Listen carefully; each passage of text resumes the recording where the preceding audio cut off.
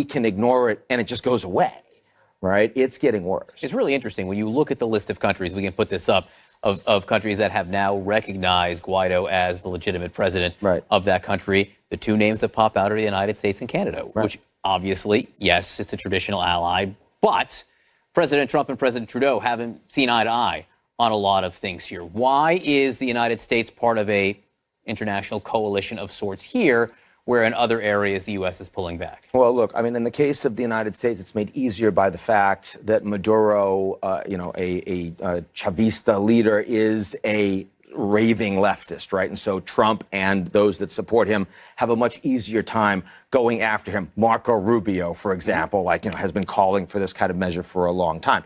In the case of Canada, it's a human rights issue. Has nothing to do with left or right. It's these people are suffering. We need to stand up for them. I mean, you wouldn't see the Americans and the Canadians on the same page in terms of how they talk about Putin or how they talk about Ukraine, how they talk about China. But I will say one thing. The Russians and the Chinese are on the same page on Venezuela. It's the wrong page. They're the ones that have been welcoming Maduro. They could care less that the people are suffering on the ground, and they continue to provide him a lifeline in terms of credit and investment, which means that he has a better shot of sticking around. And the real fight here is about the military in Venezuela. If they feel like they're going to go down with the Maduro ship, you'll start to see them peel off and say, no, we're not going to follow orders when you tell us to harshly repress the people that are demonstrating. We're not going to go and support your regime. There was, just a few days ago, a National Guard revolt that was put down, and it didn't have anyone senior, but that's the kind of thing we haven't seen before. And this message from the Americans, the Canadians, the Colombians, the Brazilians, is a pretty strong message to the military in Venezuela that Maduro really shouldn't be your guy. And so let's talk about Juan Guaido, the opposition leader. Yeah. Things don't always end well for the opposition in Venezuela. And so what do we know about him?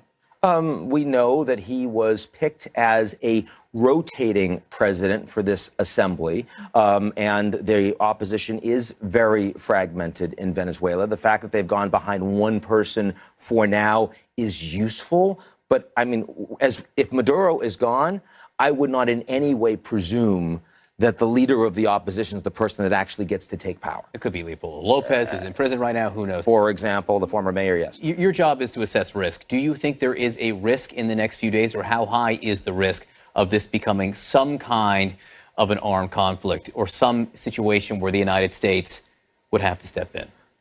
I think it is inconceivable that the Americans would have to step in. Okay. I think that absent Mattis as Secretary of Defense, it is certainly more plausible that we could get ourselves into a military conflict with Venezuela that could escalate in ways that we don't like.